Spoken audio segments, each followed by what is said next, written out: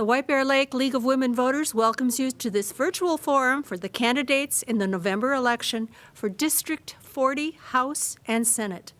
This forum is being broadcast live and recorded by 9 North and will be available on their website and on the White Bear Lake Area League of Women Voters website and YouTube channel.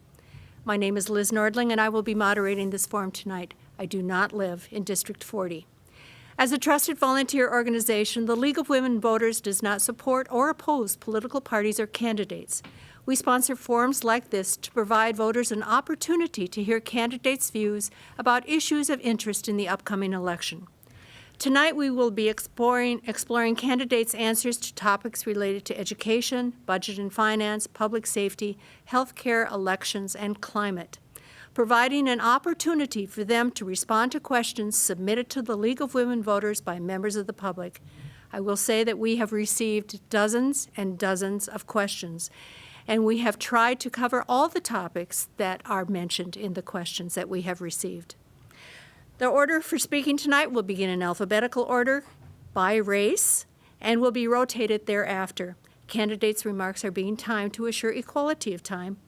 All candidates have been invited, but the candidates participating in tonight's forum are, in House District 40A, Kelly Moeller and Ben Schwanke. In House District 40B, Jamie Becker-Finn and Ellen Shen. And in Senate, John Marty. There is someone else running for Senate. Her name is Rachel Japuntik. She was invited and chose not to participate. So we will begin with our first question, and it goes first to Kelly Moeller, and the question is on education. What should the legislature's role, if any, be in determining school curriculum and what is taught in classrooms throughout the state? So first of all, I just want to say thank you so much for hosting this forum tonight. I'm happy to be here. When it comes to the curriculum and education, what we're seeing right now is an attack on teachers and a false attack, a false narrative really about some of the things that are and aren't being taught in the classroom. So it's really best left up to individual teachers and the district, with the state having broad guidelines. So we have guidelines in our state regarding how many credits need to be taught in different areas like math and reading. We also have some different bills that have been proposed to encourage certain types of things to be taught, like finance classes for students. And that was actually a question at our state fair that people really liked that. But as far as trying to get into the nitty-gritty, it's really left up to the local districts and teachers on what that curriculum should be.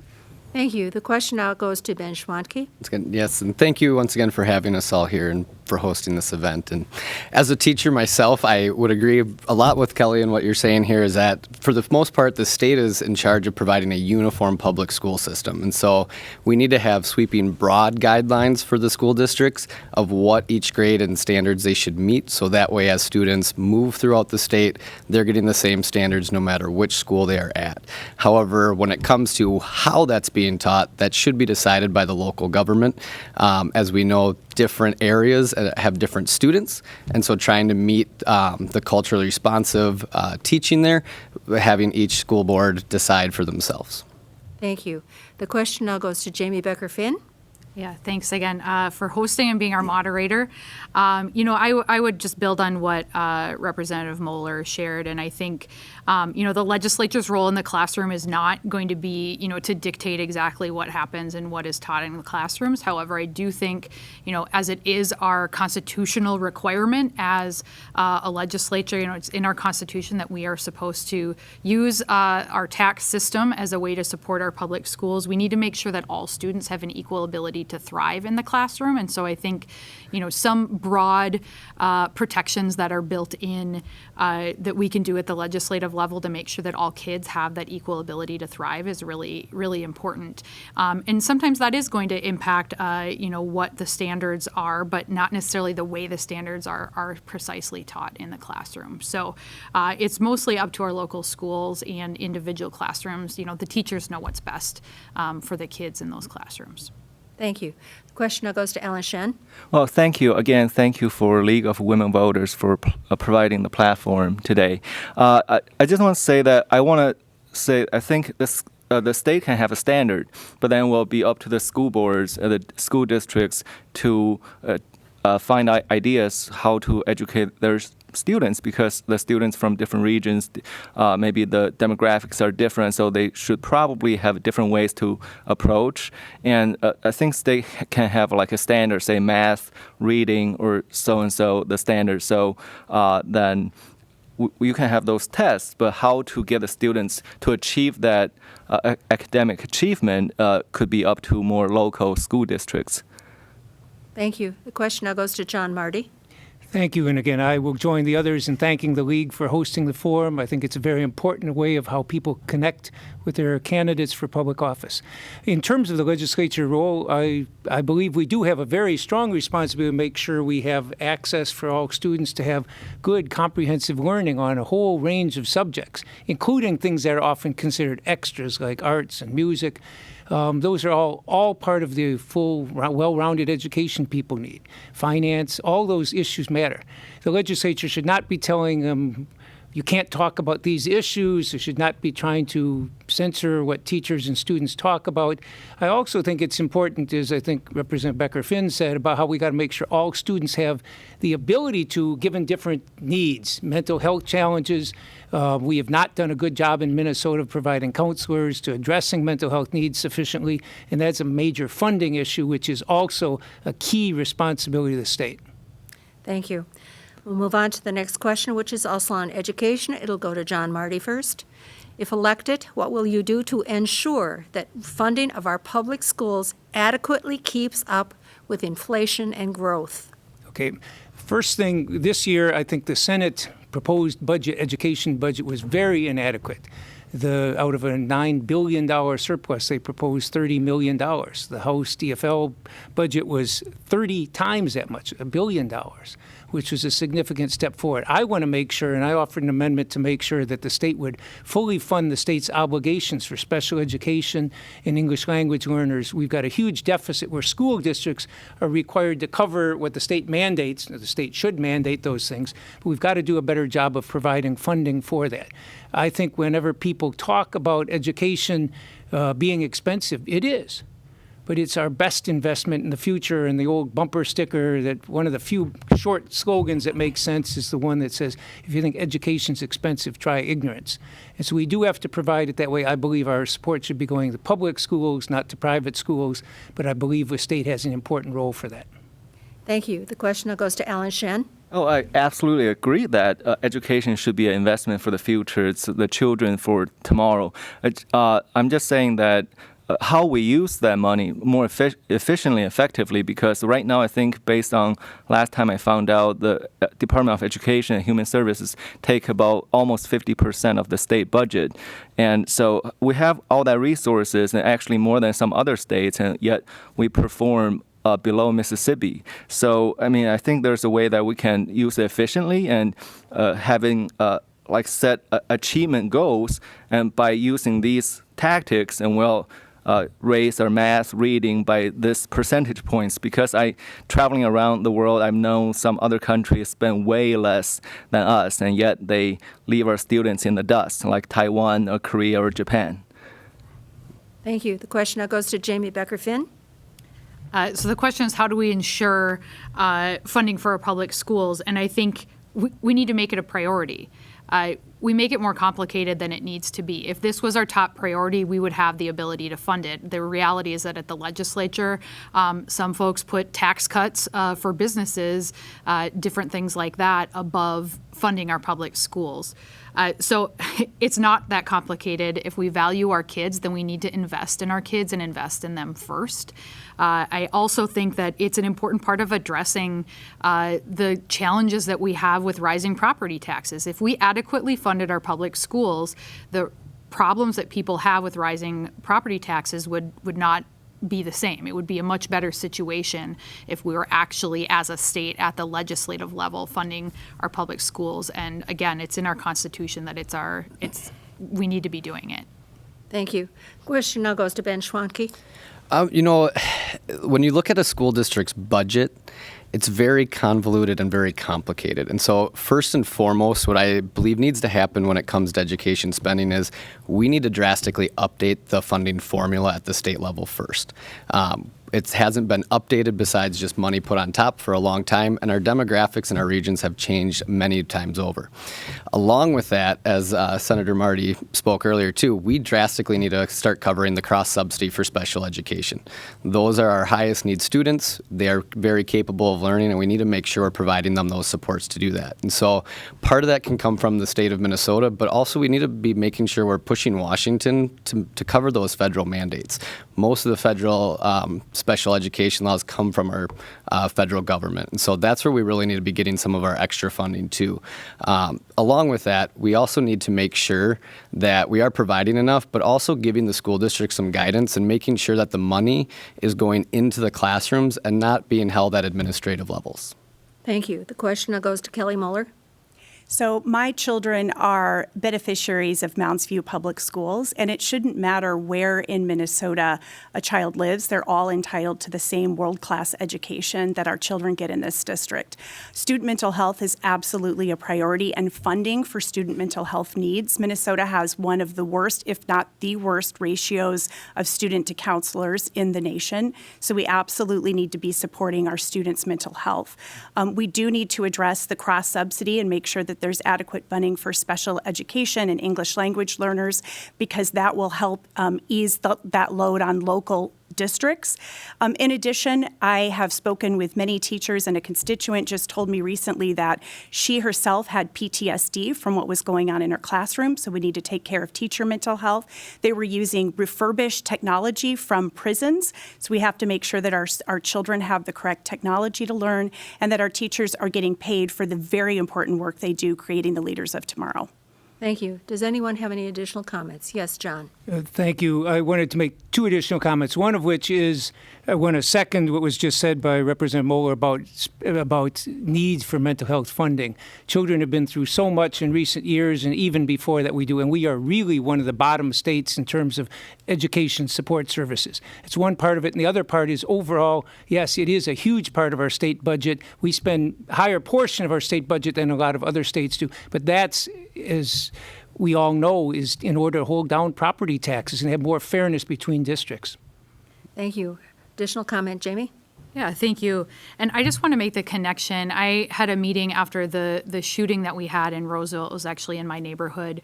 I met with our chief of police and with our school board chair, and the thing that they told me is that if we want to address gun violence, one of the things that we need to do, I asked, what could we do? What can I do for the schools? And they said, address the cross-subsidy, because we're putting so much money into covering that then we don't have the money to provide the services and the support, the after-school activities for all of our kids so that they are wholly taken care of, and that's going to address things like suicide and gun violence. Thank you. Anyone else? Then we'll move on to the next question. It goes to you first, Jamie, and it's on the budget. The 2022 legislative session ended with no action on the remaining $7.2 billion state surplus. What do you believe the state should do with that surplus?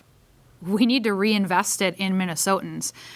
The current Senate leadership walked away from the table. They chose to hold on and see if they could have control of the legislature so they could control that money next year. And everybody in our community is hurting because of that. We could be addressing affordable housing. We could be addressing property taxes.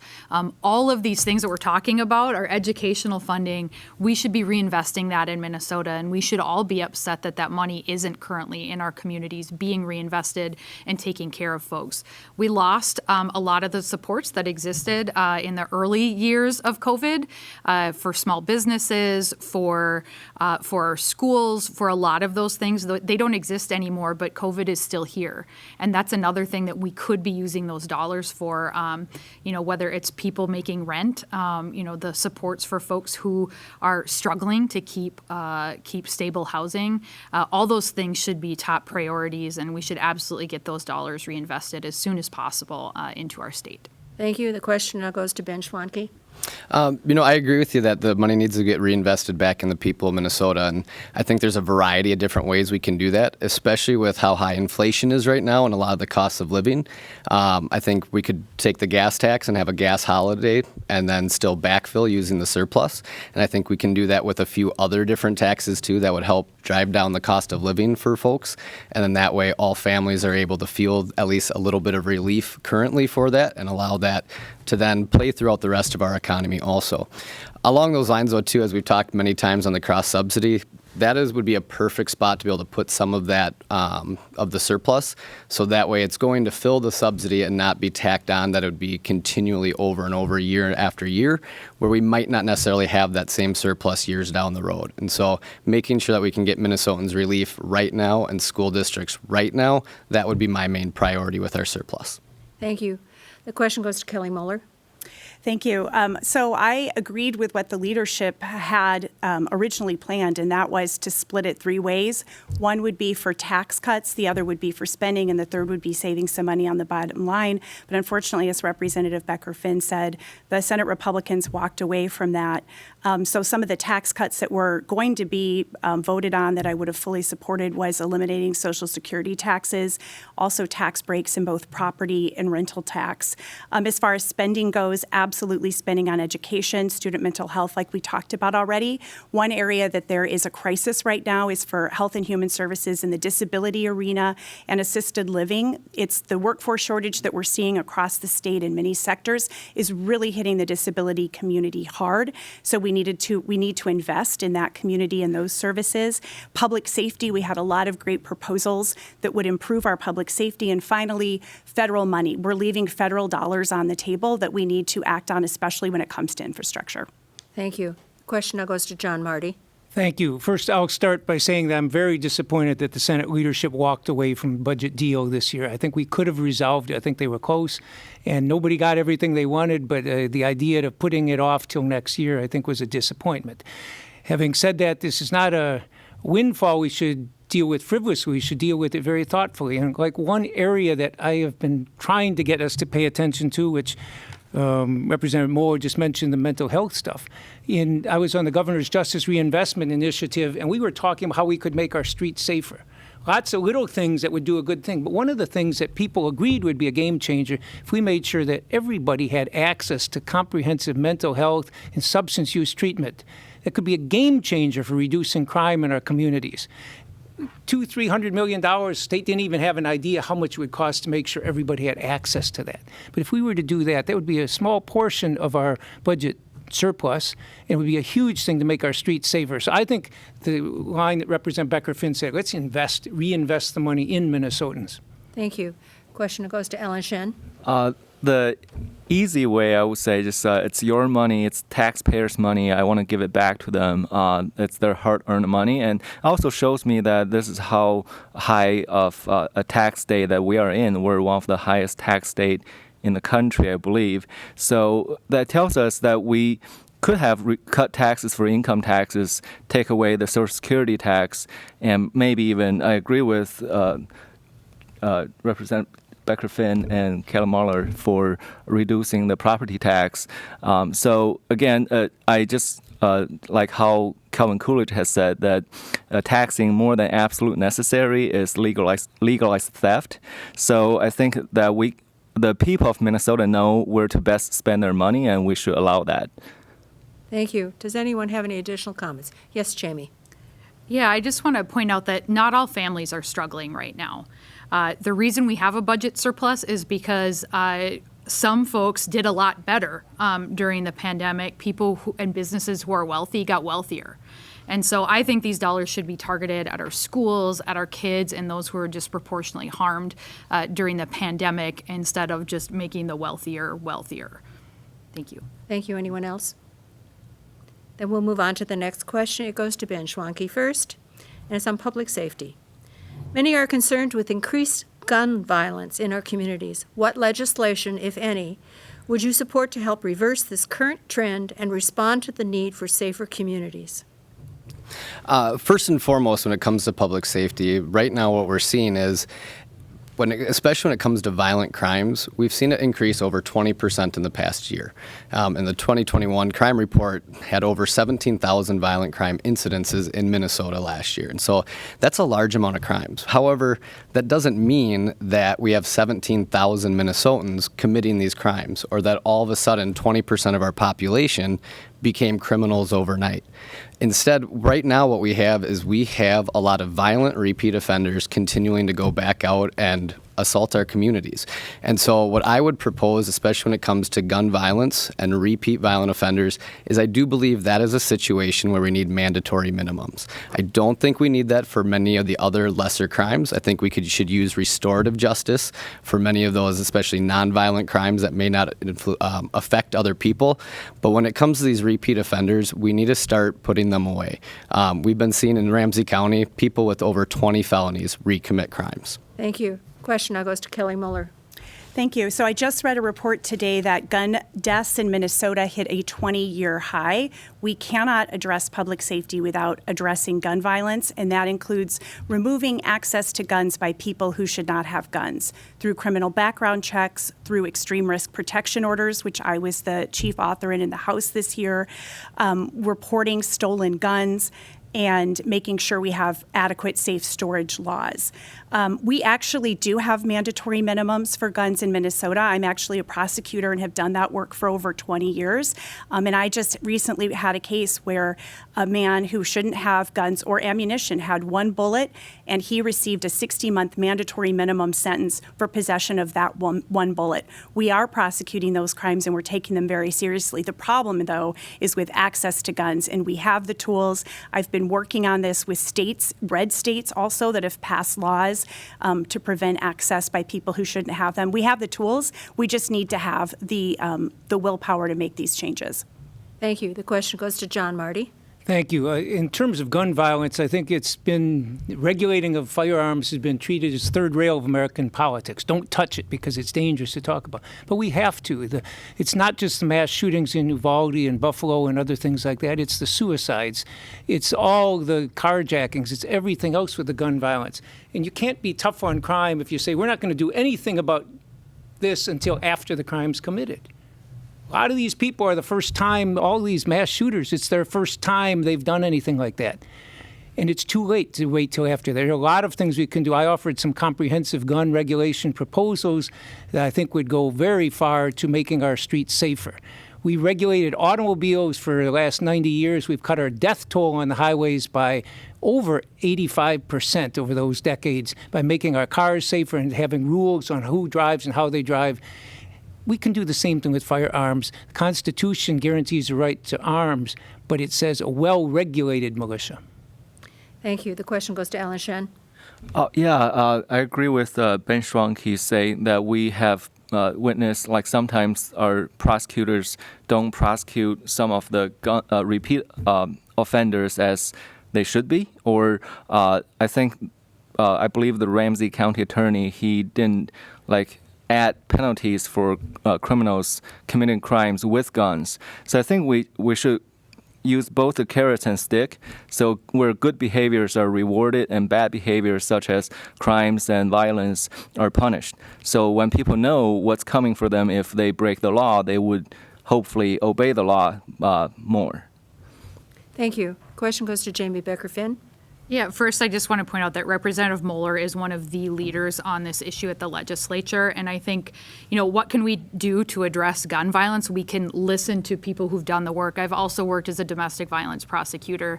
And I think that we know what's happening. And I think that the provisions that we, both Representative Moeller and I, have chief authored and co-authored are real solutions that could save lives if Republicans would stop standing in the way of getting them done. And those are safe storage, background checks, extreme risk protection orders, and making sure we're doing something about stolen guns. They're not... This isn't rocket science. We know what works. We've seen the data, the research. We know that we could save lives if we pass these bills. The only thing standing in the way has been the Republican majority in the Senate. And I look forward to hopefully passing these bills with Representative Moeller next year. Thank you. Additional comments, Ben? Really, the one thing I want to add to this, so is like we've talked a lot about different regulations and also mental health with this issue, not only this issue, but a lot of the other issues we've already addressed. And that's the one thing that we really have to take seriously as this country of not only just providing the resources, but caring amongst each other as just community members again.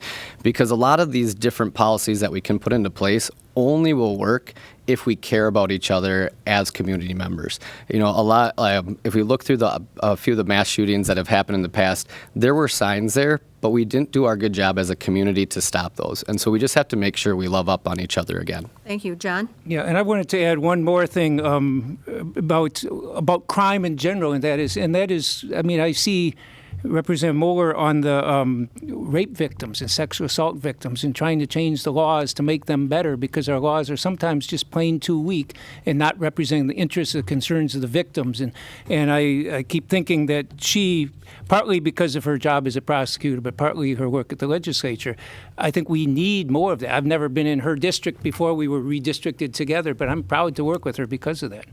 Thank you. Additional comment, Kelly? I do. I agree that mental health is a concern, but what we're seeing in the United States compared to other developed countries related to gun violence is related to the problem of access to guns, not mental health, by people who shouldn't have access to guns. It's really that simple. It's the guns. Thank you. Additional comment, Alan? I just want to add, a lot of the gun crimes are committed by illegal guns, illegally possessed guns. So it's already illegal for them to have those guns. So can we do something to track about either it's smuggling or are there black markets for guns? So we can go from there. So if we take the illegal guns away, I believe it will reduce the gun violence by a lot. And also mental health. Thank you. Additional comment, Jamie? Yeah, I just wanted to add that I am a gun owner and a hunter and a certified firearm safety instructor, and I bring all that background to the work that I do, and that's, putting all of that together to make sure, again, things like safe storage and having those conversations with our friends and neighbors about the access to firearms and ammunition. And I think they're not hard things to institute if we just have the will, but we do need the regulation. We need to change the laws. Just caring about each other, if that was enough, we would all be safe already. Thank you. We'll move on to the next question. It's on health care. It goes to Ellen Shen first. Do you believe there should be changes to the Minnesota Constitution or to any current laws or government policies regarding abortion? If so, what changes would you propose? I would just say leave it be. And again, I feel like this year abortion is, I want to say it's not really on the ballot because it's protected by our Constitution, and I don't think any one of us here, want it or not, can change it. And for me, it's like that's the beauty about being in a free country, that even though I might disagree with your actions, but you have the freedom to do it. Just like I'm not a smoker, right? And I hate smoking, but if someone wants to smoke his lungs out, he can do that. So again, it's I feel it's a personal choice, but we can advocate for our beliefs. And again, it's just how I view it. And we can do things like prevent unwanted pregnancies, like with contraceptives and protections, things like that. So we can educate our youth to be more responsible for their actions. Thank you. Question goes to Jamie Becker-Finn. Anyone trying to tell you that abortion isn't on the ballot is trying to pull your attention away from the fact that they would vote in favor to take your rights away. And the reality is that they want to limit your freedom to control what happens to your body. Abortion is on the ballot. It's always on the ballot because there are elected officials who believe that you shouldn't control when and how you have a baby and how you make those decisions about your own body. If the GOP gets the majority, the reality is that they will vote through restrictions and take your rights away. I can promise you that I will always fight for individuals to make their own decisions about their bodies. We can't have a conversation about freedom without talking about the most basic freedom, which is our freedom to control what happens to our own selves.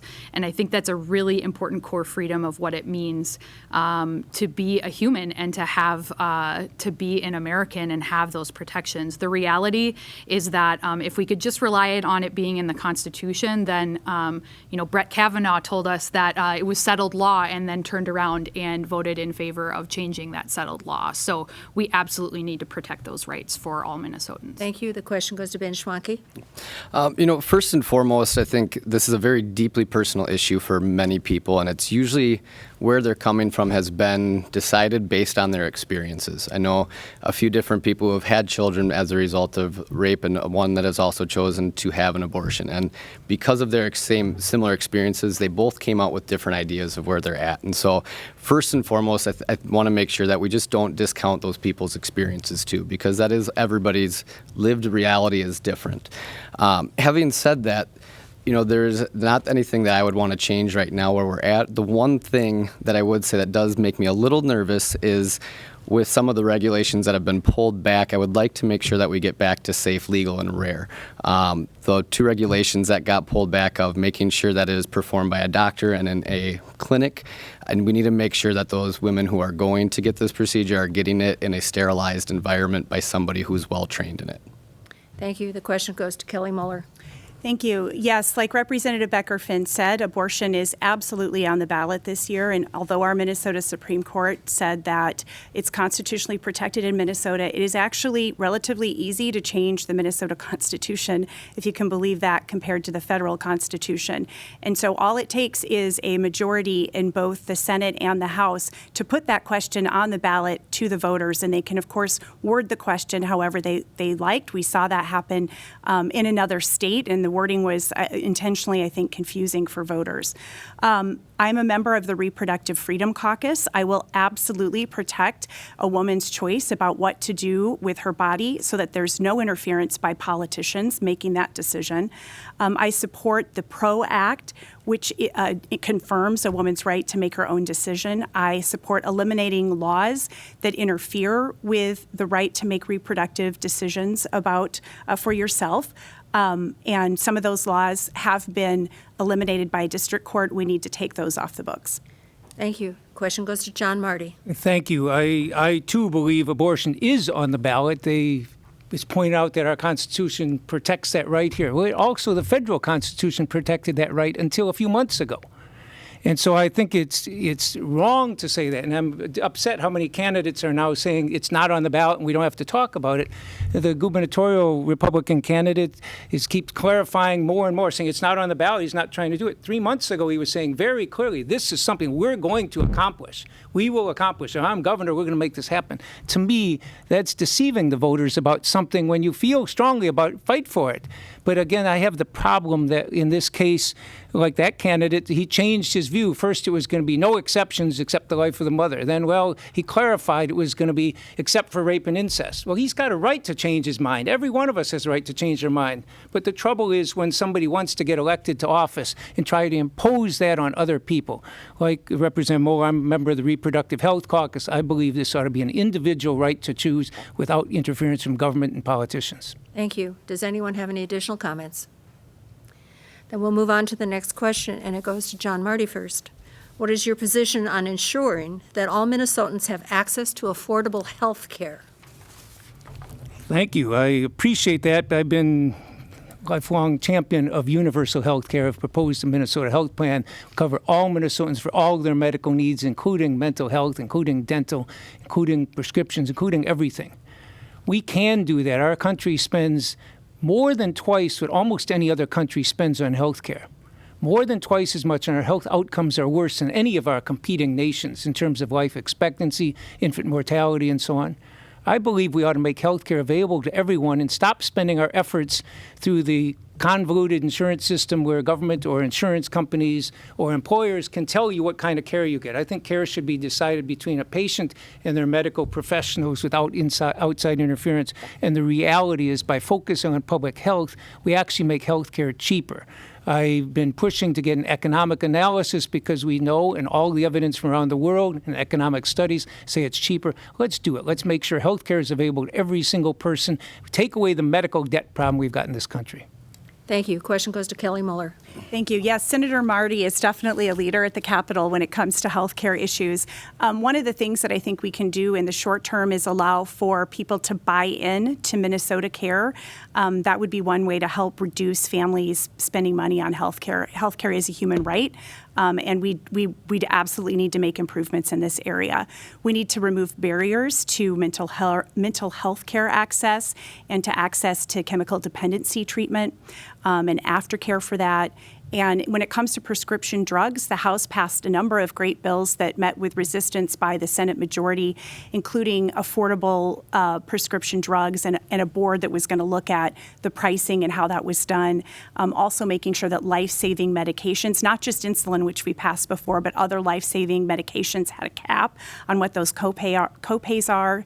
And then when we talk about healthcare, we also have to consider seniors and being able to help seniors age in place and people with disabilities having the adequate services and a quality of life that they deserve. Thank you. The question moves to Alan Shen. Thank you. I think for the starter would be price transparency, because I can go to Target, I can see exactly how much a carton of eggs are, but when I go to hospital, you don't know what any of those cost, right? So you only get the procedures and you get a really high bill. So I think there's like big pharma, and probably with our political establishment have like some connections, so where they can overcharge a lot of the fees. So I think one of the things to challenge that would be technology. When I travel around the world, I've seen other countries done something like you can use the app and call a doctor to your house. It's almost like Uber Eats, but they deliver a doctor to your house. So that way it's a really cheap way to get care, and doctors happy because you don't have to go through all these middle people to pay the hospitals, to pay some big pharma commissions to get the care done. So we can look into technologies and also for price transparency. Thank you. Thank you. The question now goes to Jamie Becker-Finn. I would echo a lot of things that Representative Moeller and Senator Marty said. Healthcare absolutely is a human right, and we need to start treating it like it is. I support a public option. I support Senator Marty's bill. The current system's broken, and we can keep throwing money at the current system, which is deeply broken, with things like reinsurance, or we can get serious about taking bold action and actually changing the system so we take better care of our citizens. I don't represent drug companies or insurance executives or any of those people who come lobbying at the Capitol whenever we try to make changes to this system. My priority is always going to be on our citizens, on our people, and making sure that people have access to the things that we need. When folks are in other countries, refugees need help, the first thing we do is provide food and medical care and a safe place to be to them. We need to start providing those things to our people here right now. Thank you. Question goes to Ben Schwanke. Absolutely. I agree that we are in a broken system for sure. It's neither privatized, it's neither socialized, and we're getting the worst of both worlds from both systems. And that's something that we drastically need to change. And in the near future, a few of the different things that we can do is doing some price transparency. And now that's not going to work for everything, right? You have the urgent care emergency room. You're not going to be able to shop around for that. And that's where we can put in some different caps with the insurance companies and making sure they cover our emergency medical needs. But along those same lines, we also need to make sure that we're not approaching this issue through a very Eurocentric view. America is a very diverse cultural and racial, ethical place, and we need to make sure that we value all the different types of healthcare that those cultures and people believe in. And so we need to make sure that we're not just doing it through our lens, but we're making sure we hit all communities and helping them get the healthcare that they are so choosing. Thank you. Additional comments? Kelly? I'll just say that we have terrible racial disparities when it comes to healthcare, and so that is actually one of the reasons why we do need to improve the systems with some of the things that I mentioned and Senator Marty and Representative Becker-Finn mentioned. We have terrible racial disparities in many areas, healthcare being one of those, especially for maternal mental health. Thank you. Or maternal health, sorry. Additional comment, John Marty? Thank you. Yes, I want to say the size of the problem isn't that people don't just have insurance. Over 40% of Minnesotans last year reported they didn't get certain care they needed, whether dental or something else, because they couldn't afford it. And we have like over 1/3 of Americans have medical debt. This is a huge crisis. People aren't getting the care they need when they want it. And we're not going to fix it with price transparency. You can't shop around for most things you have medical care for. And the convoluted billing you have, we just got a wasteful system. We got to change it, and we could do it. Thank you. Additional comments, Jamie? Yeah, I think, we've mentioned mental health care quite a bit tonight, and I think that's a really important part of it because what happens right now, even if you have mental health care coverage, there aren't enough people that are in network to allow you to access those services. I had a family member who needed to access services, and it was a 3-month wait to see anybody.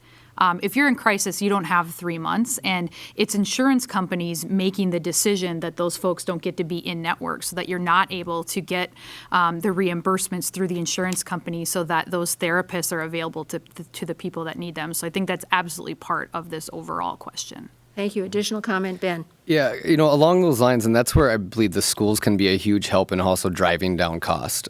We already have some nurses in a lot of schools, but we don't have enough. And that's where, especially when it comes to children's health care, we could start to address that at the school level, where the kids are already at. They don't need to take up different extra beds or spaces in urgent care, or emergency rooms, or doctor's offices. And so we need to utilize some of the sources we have to get some of those immediate fixes to make sure that if we have the resources there, kids could go to school and get their doctor, see their doctor there too, all at the same time. Thank you. Additional comment, Alan? Yeah, sure. Thank you. I would just say, again, I agree with Senator Marty that transparency is not the only solution. It's one of the things that we can get started with. And then we work the system, and can we remove some middlemen, right? Can we work with the big pharma and see what kind of deals we can strike with them to lower prescription drugs or any other medication needs? And it's a working process that we can take into. Thank you. We'll move on to the next question. It goes to Kelly first, and it's on mental health. Should the state invest in more mental health resources? And if so, how should that be done?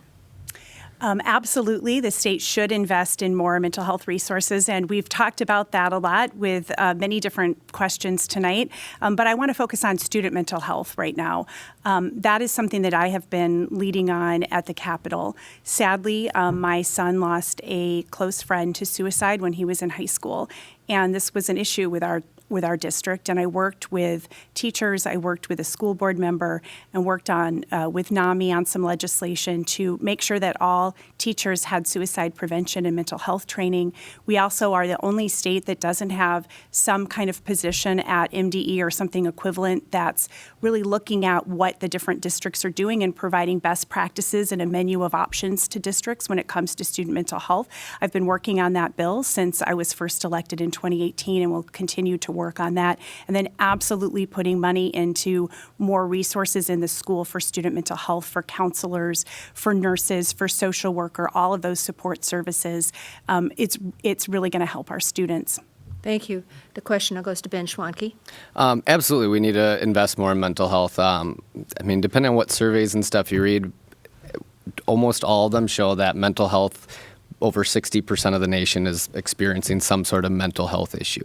And so that's a drastic uptick in what we're seeing with mental health. And therefore, as what I'm seeing from the schools is even in places where we're trying to connect people with the help, there's not open beds or spaces or clinics to take them half the time. And so we definitely need to make an investment there and make sure there's space available, because this problem's only growing, and we need to make sure we're able to start to hit it at the root cause, and especially make sure we're reaching out, especially like you're saying, to the young people.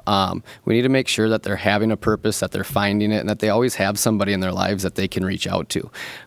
Whether it's in the schools, whether it's in the community, this is a major issue, and we definitely have to start looking all over the board of how we can fix it, because we're also not going to get more mental health counselors just like that overnight, and they're overtapped just like many of us are in our other fields. And so we need to make sure that we're able to grow that system too. Thank you. The question goes to Jamie Becker-Finn. So the question was, should we invest more in mental health resources? And I absolutely, we should do that.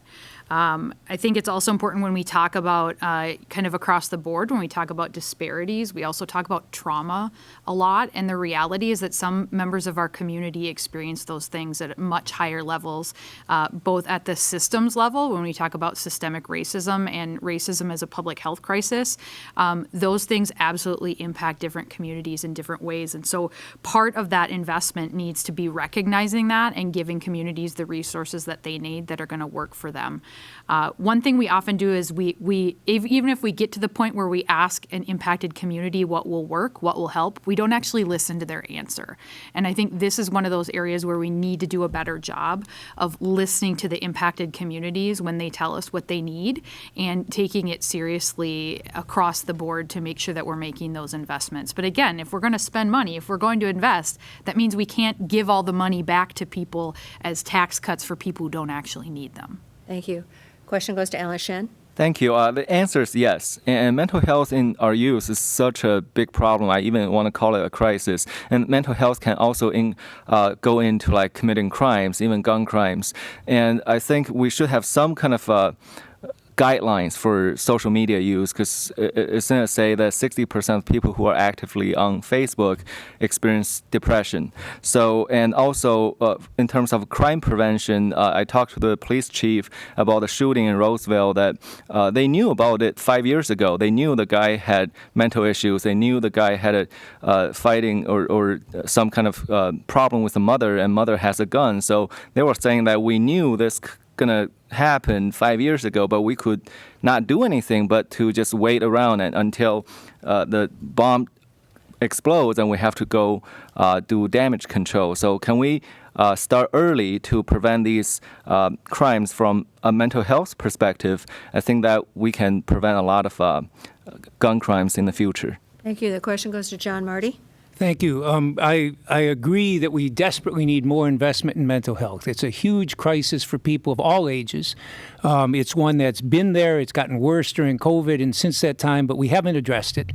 It's also not just money, but also the way we do things, our broken healthcare system that we were talking about a few minutes ago. We have hospitals. Fairview, Minnesota, M Health Fairview recently closed St. Joe's Hospital in St. Paul, an addiction and mental health hospital, because they lose money on it.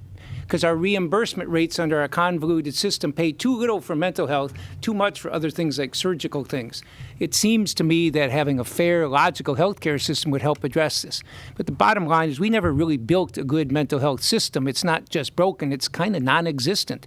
And one of the best things we can do is see that investment in these things is an ounce of prevention is worth a pound of cure. We really have to invest in this and mental health with crime, mental health with employment, mental health with housing issues. It's a huge issue, and we've got to address it, and we've got to treat it like a crisis. Thank you. Additional comments? Yes, Jamie? Yeah, I just want to say, that shooting in Roseville that they couldn't do anything to prevent, an extreme risk protection order could have prevented that from happening. That's a perfect example of we knew that this person was in crisis. We knew that they weren't safe to have weapons, but because, they hadn't been prosecuted for anything criminally, there was no way to keep the guns out of his hands.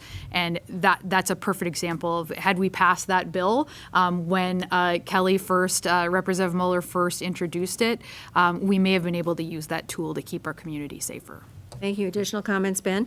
Yeah, I just want to add that I do believe, our state does have the funding available ready to be able to start doing some of these things. We have a lot of waste and fraud that's been happening in our government for a little while now, whether it's the light rail debacle that's going out towards the Eden Prairie area, the Minlars, the fraud in the daycare system, the fraud in the food system, the other fraud that happened from some of the COVID loans. If we started to rein in and put in the actual safeguards to protect and make our government more efficient, I believe we've already got that in the state budget to at least, once again, get these programs going. Thank you. Anyone else? We'll move on to the next question. It goes to you first, Ben, and it's on elections. As a member of the legislature, what measures, if any, would you support to reinforce or ensure voter confidence that our elections are secure and the results are accurate? I think this is a big problem for sure. We need to be able to make sure that however our elections are taking place, that both sides or all three sides with more of our parties coming up, that we all agree that it's a fair election, whether that's a perception, whether it's a reality. When we have this many people across the country for years and years now not exactly accepting results and stuff like that, that's a major problem. Honestly, here in Minnesota, what I would like to do is take Election Day and have it be a holiday here in Minnesota, and we all take it and we all go vote on that day, and we all make sure that we take it as serious as it is. If we believe these elections are super serious, which I believe they are, let's take that day, let's have it be a holiday, and let's make sure we can all go vote on that day. Thank you. The question goes to Jamie Becker-Finn. First, I want to say that our elections are already safe and secure. The bigger problem is the misinformation and the disinformation that's out there, and the elected officials who perpetrate pushing that forward and pushing that false narrative forward. The question, whether that's perception or reality, well, there is fact and there is reality, and the reality is that we have a good system now in Minnesota. There is very little, nobody can actually point to incidents of all of these lies that are pushed forward on social media that we hear from elected officials. And that's actually the biggest problem, and that we have people who are supposed to be leaders pushing forward things that they know are untrue. And that's how we end up with things like January 6th, those kinds of things. So I think the important thing is that we as leaders are communicating to the voters that we have a good system. It is safe. It is secure. Especially here in Minnesota, we're very lucky to have a Secretary of State that makes sure that we have those things here. Thank you. The question goes to Alan Shin. Thank you. Over the past years, many Americans have questioned about the election results, whether it's 2020 or 2016. There always have been people who question the integrity of the election. So I'm just saying we should have a way to make it very easy to vote and make it very hard to cheat. And one of the things that we have to make sure is that whoever comes to vote, we need to have a way to verify you're the person who you say you are. And I'm just thinking that voter ID is one of the methods that can do it. I mean, is it the best one? I don't know. I mean, it's one of the ways I think can be effective. But again, until a better way to come along, I'm all ears and would listen to any suggestions. I'm just saying that it's a very sacred thing we do, and we need to make sure that the people who vote are the people who say that they are the person that they say they are. Thank you. Question goes to John Marty. Thank you. First of all, I believe our elections are clean, fair, and accurate, and I thank the League of Women Voters for its aggressive role in the past of promoting turnout and fair elections. I'm really troubled to see some of my Republican colleagues in the legislature who are talking about how, we need things like photo ID because elections aren't trusted by the people. Why aren't elections trusted by the people? Because they're going out and telling them they're unfair. They keep repeating these false lies. We have a majority of people in one poll in greater Minnesota saying they don't believe that Donald Trump lost the election. They think Joe Biden's not really the president. That's contrary to every bit of evidence out there except for the lies people keep hearing. When public officials say there's a system you can't trust, therefore we got to change the system to do it. What we have to do is make sure it's a fair system. Photo ID doesn't work. I mean, it would stop some people from voting. My dad and stepmom are in assisted living here in Minnesota. They moved from Chicago to move to assisted living. They can't get a photo ID. How are they going to go into the driver and vehicle services to get one? They don't drive. They don't need it. That denies people like them the right to vote. Thank you. Question goes to Kelly Muller. Thank you. And yes, not only are Minnesota elections fair and free, we also have a high participation in Minnesota. So we definitely don't want to do anything that decreases access to the polls. Rather, we need to do things to increase access to the polls. I just had a conversation with an election judge whose door I just happened to be knocking, and he gave me a couple of examples of some barriers to voting that he's encountered. One has to do with people who have P.O. boxes and they can't use their regular address. They have to use a P.O. box. So we need to eliminate barriers that prevent people in that situation from voting.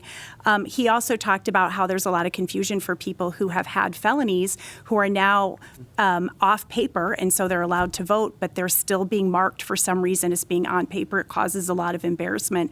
And I've also talked to people who are eligible to vote because they're off paper, but they're afraid to do so because they're so afraid of breaking the laws. So it's absolutely time to restore the vote for people who have completed their sentence. Most of these people are who are out of incarceration. These people are paying taxes. They're trying to be productive members of society. It's time that we restore the vote for them. Thank you. Are there any additional comments? Yes, Alan.